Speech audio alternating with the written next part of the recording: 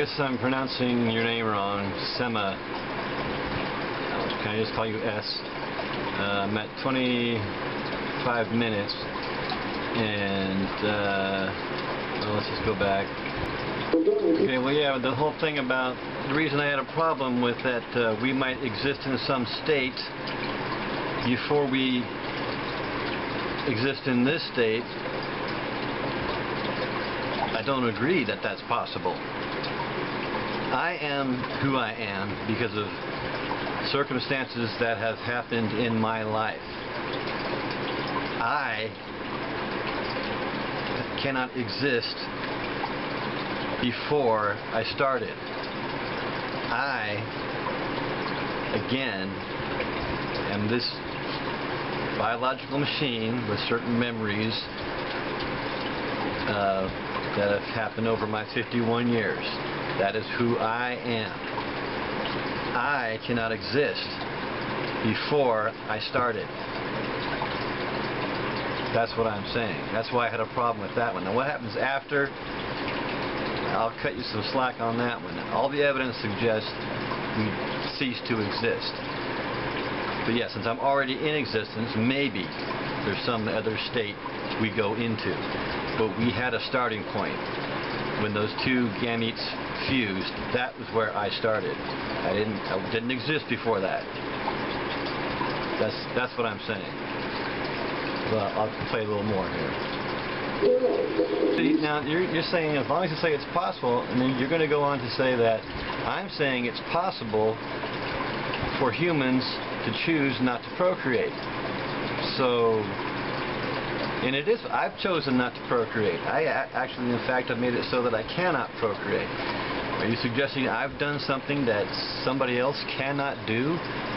If so, you need to explain how it is that I can do something that somebody else can't do. How is it, like I just said, if I can do it, you can do it. Anybody on this planet I talk to, I would tell them, you should not procreate.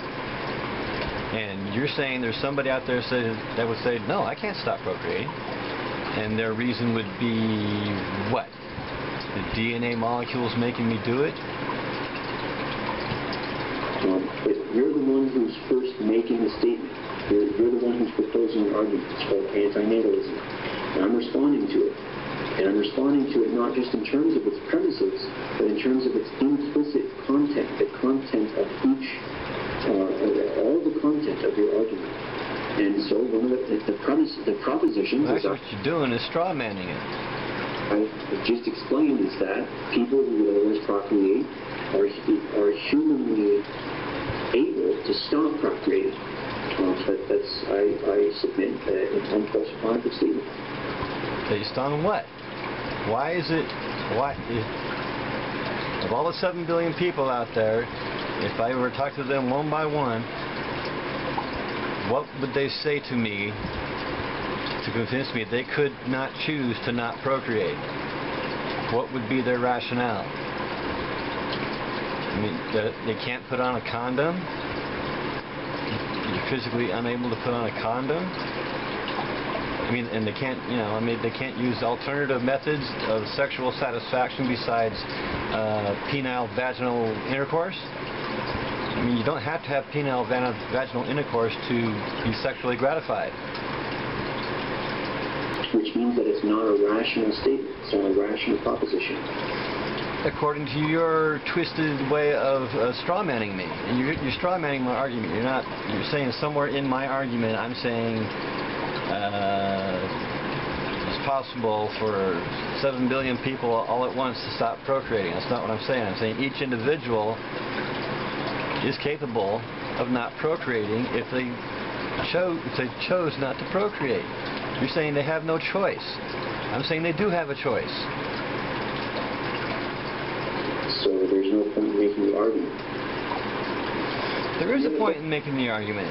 If I can, like I said, I don't have to convince everybody. I probably cannot, since the world is full of delusional people that feel they have to procreate. But they don't have a rational reason to procreate. They do have a choice. You're saying they don't have a choice, basically, right? That's within your proposal, is that they have no choice. I'm saying they do have the choice. Well, I guess what I'm saying is, why even mention that? If you can't detect it, what good is it? We're both atheists, right? Why would we even discuss? Why would we even say, well, there might be a God? I don't care if there's a God. The only possible God is a deistic God, and if there is a deistic God, I think he's an asshole. I think he's a psychopath. And that in itself tells me there is no God, but whatever. Okay, I'm at the 40-minute mark, and we're talking about hockey again. Now, I would say that the decision to put your child into hockey is not done arbitrarily. Like you're saying, they're considering the current situation of society. Society doesn't generally think putting someone in hockey is unethical. So I would say that the decision, I don't think anybody puts their child into hockey arbitrarily. If they did, that would be unethical. It's just, I mean, if they don't consider, if their child doesn't want to, but they're going to arbitrarily say you're going to play hockey, would you think that ethical? I wouldn't. Like I say, parents don't do things. They don't put their children in dangerous situations arbitrarily. They carefully consider it. There's reasons for doing it. More than likely, their child wants to play hockey. So it's not an arbitrary decision to put their child in hockey. And again, I'm a parent, and my son did play. He played soccer and baseball, did some BMX, but I never enrolled him arbitrarily. I made sure that he was up to it, that he wanted to do it. I made sure he had, bought the proper gear to minimize the chance of harm. But I'm not just going to arbitrarily put my son in a dangerous situation. I'm going to consider it. Consider number one, does my child want to do it? If he doesn't want to do it, I'm not going to enroll him. So again, I use the word arbitrarily kind of intuitively when I first wrote up my premises. I later went to the definition of it. It seemed to fit. As a matter of fact, you said I should. One time you said I should use more than one. Check out more than one definition. So how about we do that? Okay, I gave you the one from dictionary.com, which also has the World English Dictionary, and their number one is founded on or subject to personal whims, prejudices, etc. Yeah, if I'm just going to enroll my son in a hockey on a whim, don't even consider my son's view on it. I mean, if he really wants to do it, then it's not on a whim. And it's not because I don't play soccer or baseball. So it's not like I got to have my son in soccer or baseball. I just want my son to have fun in life. It's kind of I wasn't an antinatalist obviously when I had my son. Every parent wants their kids to be happy. So I'm not doing things arbitrarily when I put my son in a dangerous situation. I mean, I put him in a dangerous situation just by bringing him into the world. So, anyhow, I got my big unabridged dictionary, and it defines arbitrary as not governed by principle. Now, that's a good one right there. That's kind of probably what I was intuitively thinking when I used the word arbitrary. Not governed by principle. Depending on volition, based on one's preference, notion, or whim.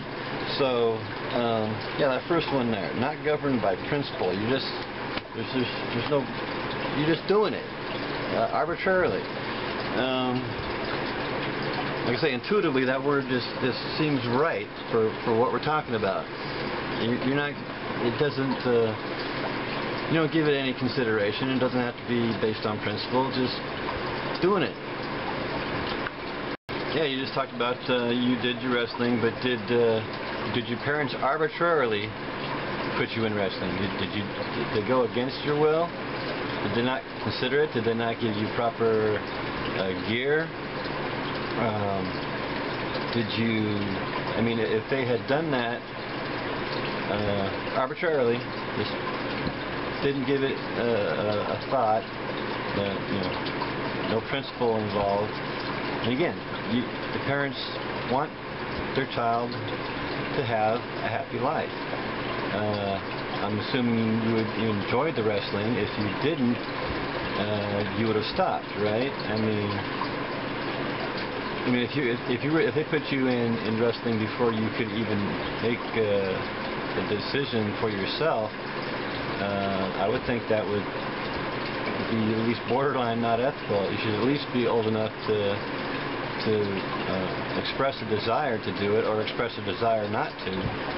So again, parents' decisions to put their children in dangerous situations is not done arbitrarily.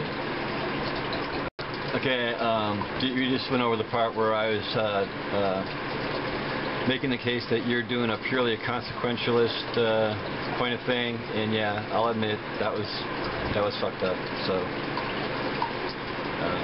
anyhow, and again, it goes back to the arbitrariness of it all. I gave, went to different definitions, and I found the one that says that arbitrary is what I say not a decision not made on principle. I think that's closer to what I'm trying to say. You don't put yourself, right, you don't put people in dangerous situations that aren't based on some principle. Like you say, you enroll your kids in sports. There's some principle to that. Like you say, team spirit, whatever, exercise, having fun. It's not an arbitrary decision to put your kids in sports. So I guess that's what we're hung up on is the arbitrariness of a decision.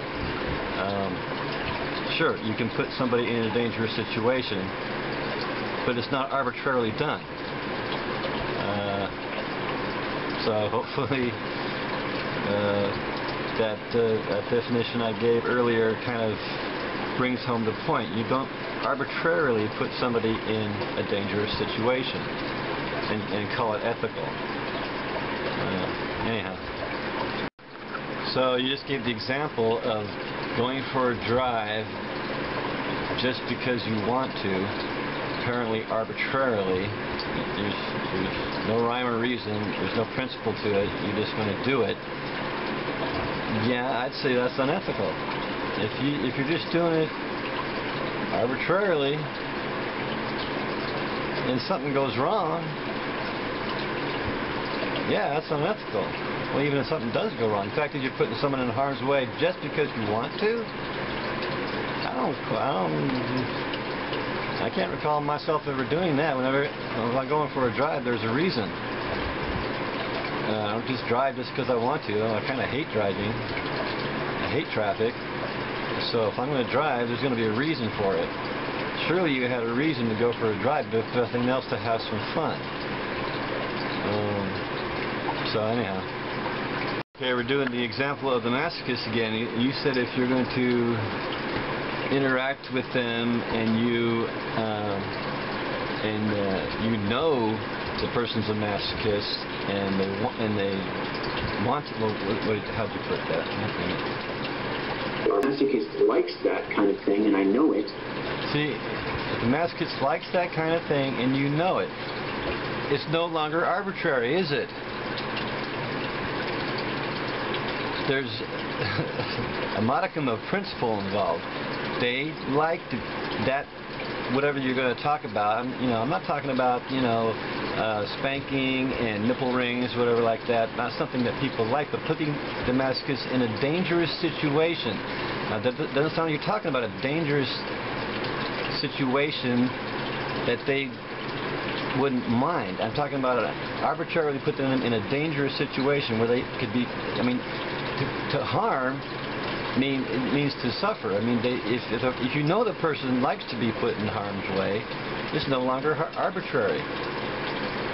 I'm talking about harm, not sex play between two masochists. I'm talking about arbitrarily putting someone in a dangerous situation where they could be harmed. And if you know that they like that, it's no longer arbitrary. Let's put it this way. Let's say you're having sex play with the masochist, and you get a wild hair, and you start beating the masochist with a ball-peen hammer, and you start breaking bones, and you want to send them, then they have to go to the hospital. I would say one way or the other, that was unethical. I mean, you arbitrarily decided you're going to inflict serious harm on this person that's going to send them to the hospital. Whether that person wanted to be sent in the hospital or not, I would say that's not ethical. Okay, on the masochism thing, you were mentioning that there's certain countries where it's illegal, and I guess I can understand why, because it could get out of hand, and then you're going to involve society in your sex play. Yeah, so I can kind of understand why that might be illegal. Like I say, we're talking about harming someone. If you're doing sex play and the partner likes some pain during sex, you're not really inflicting harm. So I guess that's another point of disagreement, is what I mean by harm, what a dangerous situation means. I'm talking about harming someone. If someone likes pain during sex, then you're not inflicting harm, you're inflicting pleasure. Not really inflicting it, you're doing something that somebody likes. I don't see how you can contrive that to be putting someone in a dangerous situation. Even though, yeah, like you're saying, it's illegal in some countries, probably because it could get out of hand. And then you can involve society in your sex play. But anyhow. So I'm at hour 5 minutes talking about where I said, in order to, well, first you said antinatalism is not going to last. I don't know why you think that, and you're saying that some antinatalists are being dishonest. Well, I have the same experience with natalists, especially Q. I mean, he just says things that just aren't true. He puts words in our mouth. So, yeah, I mean, there are reasons. We've given reasons not to procreate. It puts somebody in harm's way. You're creating a need that doesn't need to exist. These are the arguments we've been making. And like I said, I'm trying something new. I guess, you know, it's not. This isn't working either, because I think we're just going. We don't have the same.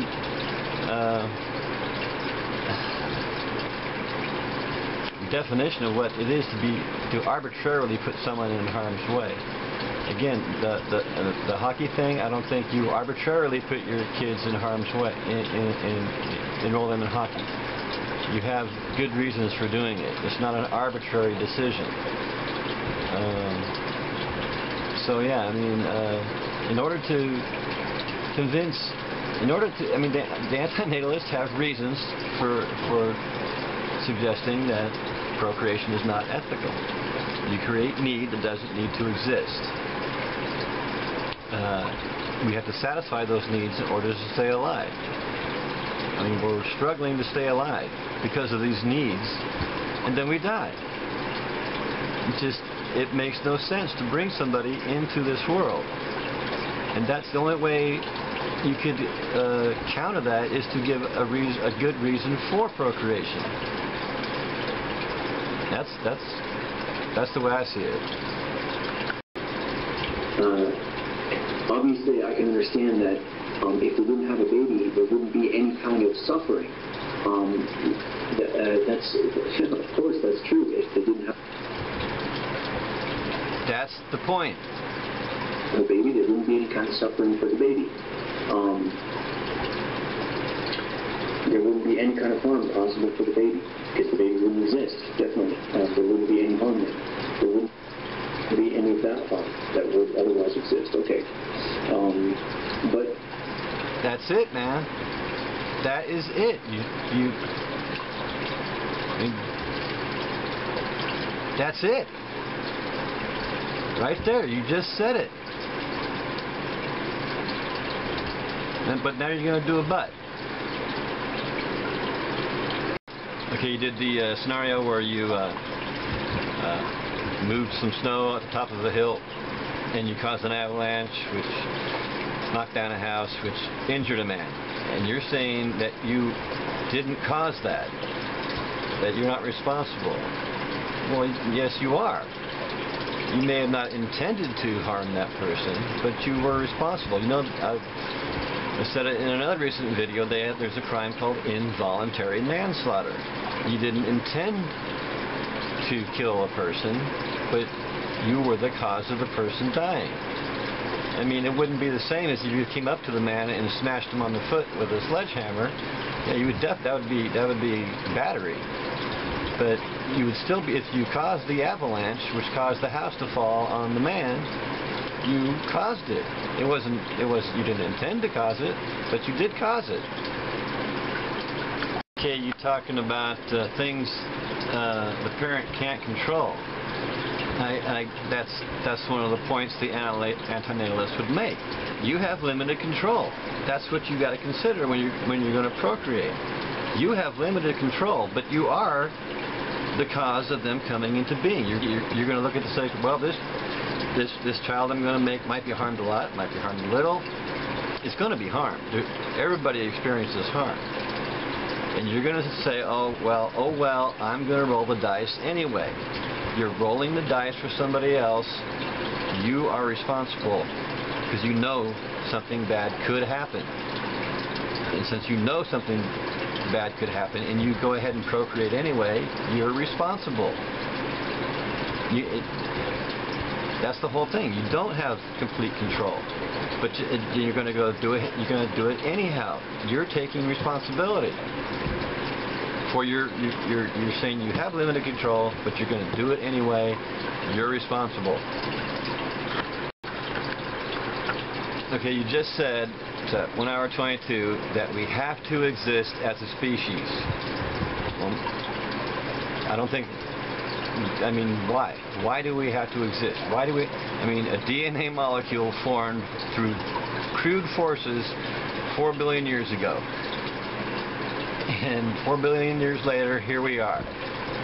You're saying because of that we have to exist? Because crude forces said so? Maybe you're going to explain this a little bit here. Okay, a clarification on why I said that there's no good in life. There's no good that can compensate for the suffering. The suffering has more weight than the good.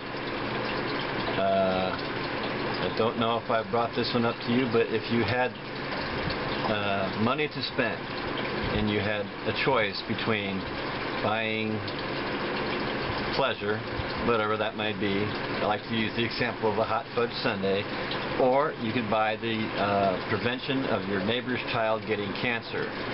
Which one do you buy? I would buy the prevention of cancer of my neighbor's kid before I bought a hot fudge sundae. If I bought the hot fudge sundae instead of preventing the cancer, you'd think I was a dick, right? I would hope you'd think I was a dick. That's what I'm saying. The good things we call good, beauty, whatever, come at a cost. That cost is too high. Life is unfair. I'm looking at the big picture here. You got people brought into an unfair world. They don't get to pick their genes. Right now, it's just that what we got right now, if you look at the big picture, it's ridiculous. You got, I'm approximating now, so 1% of the population has 50% of the wealth. Was it 3% have 90% of the wealth? You're going to bring a person into that situation? Why? Why would you do that? Why would you call that? Why would you call the big picture a good thing? So that's what I mean when life, the game of life, is not a good thing. It makes no sense whatsoever. Again, we're brought in. We got to satisfy needs in order to stay alive, and then we die. Tell me how that makes sense. Why you'd want to put somebody in that situation? What's your rational reason for doing that? Okay, we're back to the word absurd, and yeah, I think we agree. Utterly or obviously senseless, and that's what I'm saying about the current situation. The current situation is obviously senseless. Is this something that makes sense to you? Being brought into a world to satisfy needs that didn't need to exist in order to stay alive and then die. Does that make sense? So basically, I'm saying what we have right now is absurd. You're saying what would the planet Earth without sentient beings would be absurd because you say it wouldn't be better. It'd be better because there would be no harm. There'd be no suffering. Are you saying the situation on Mars is absurd? Why would you say that that's absurd? Why is it senseless for Mars to not have sentient beings?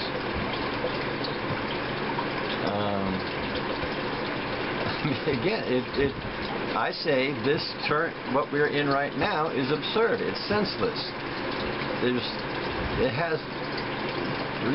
Nothing's being accomplished, but American Idol and such, the Olympics, and there's unnecessary harm going on. The game of life is contrary to all reason or common sense.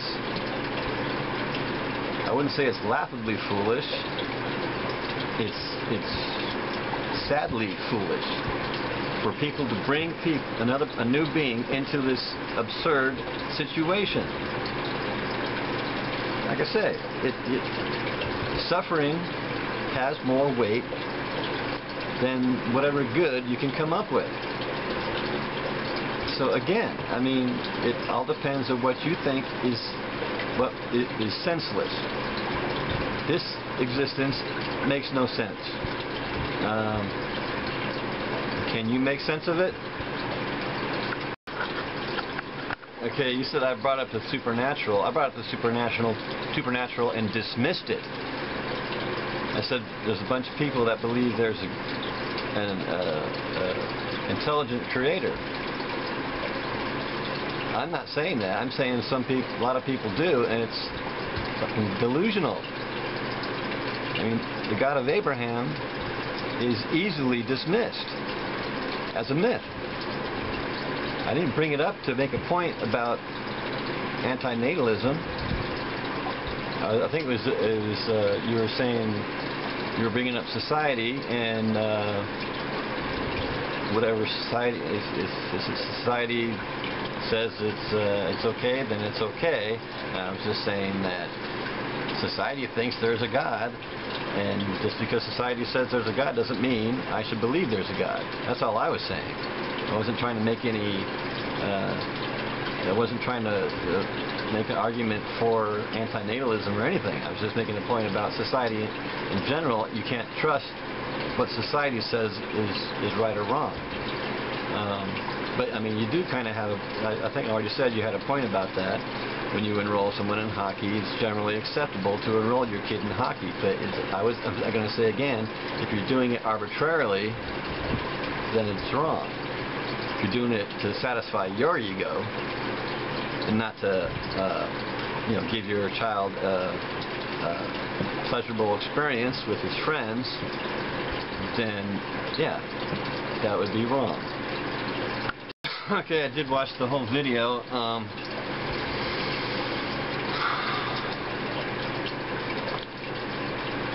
I guess it all boils down to how we're defining stuff. I mean, I still don't think, I mean, your examples are examples that are not instances of arbitrary decisions. They're decisions made with some thought put into them. You're not just trying to satisfy your ego. You're taking the other person into consideration. So it's not just your ego you're trying to satisfy. I guess it's like I know what I'm trying to say with the first premise, but I guess the words I've chosen to use aren't working. But again, it doesn't. I don't think it. I'd be willing to table the first premise, just because, yeah, we've gone back and forth. I don't know how many times now, and I still think an arbitrary decision on one's part to put someone in a dangerous situation is not ethical. The examples you gave, I don't think are examples of an arbitrary decision.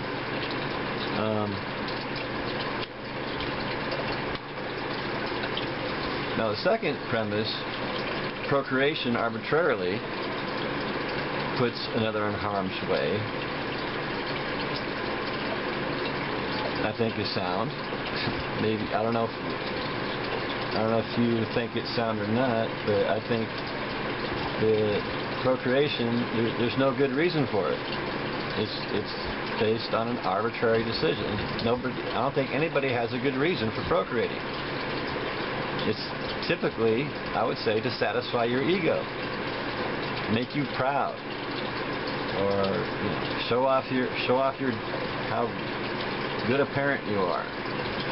It's not a good reason to put someone in harm's way, especially when in this case, you cannot get their consent. You have no idea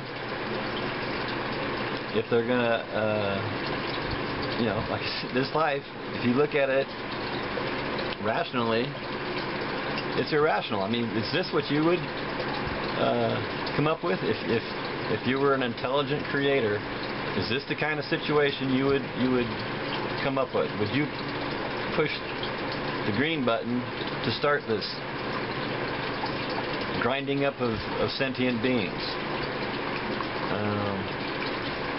Well, yeah, there was a bunch of words here that I wrote down that we seem to have a disagreement about: forced, cause, effect, responsibility, imposition. I talked about the absurd and meaning. I guess, I mean, I might have already addressed these. I think I addressed responsibility. But you don't seem to want to talk about those. You just want to concentrate on the first premise, which I still think it makes sense. So I don't know. I guess that's good enough of a video for now. Thanks for watching.